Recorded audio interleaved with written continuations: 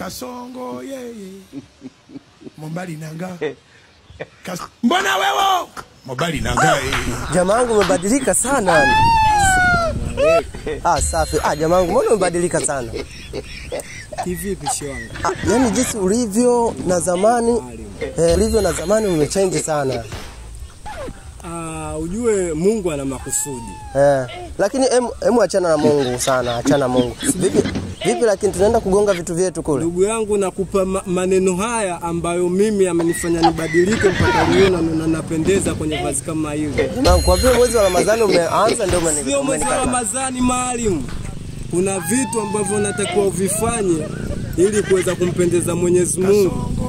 Lakini mambo unayofanya wewe hayafai. Jamaa kwa sasa hivi kunywa pombe nini unanikataa tena? Nimeshaacha mimi shehe. Sasa hivi mimi swala tano. Jamaa wangu wewe sio. Kwa sasa hivi unanikataa, mademu hutaki tena. Hayo mambo yalikuwa kipindi cha nyuma. Kipindi ambacho simjui Mungu. Sasa hivi mimi namjua Mungu.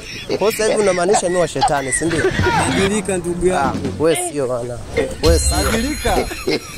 Nibadilike kivipi jamaa wangu? Mbona wewe unanikataa tena? Mimi nashangaa umevyo, yani sawa? Unachozungumza sasa hivi. Kwa sasa hivi vipi vitu vyetu ugongi? Hivi kwa mimi Najis kwa sababu mtoto mimi loleo kwa misingi ya dini. Jamaa wangu wewe sio. Wewe tulikuwa kundi moja tunakunywa pombe wote nini mademu. Tunazungumzia mambo ya nyuma kaka, ishapita hayo.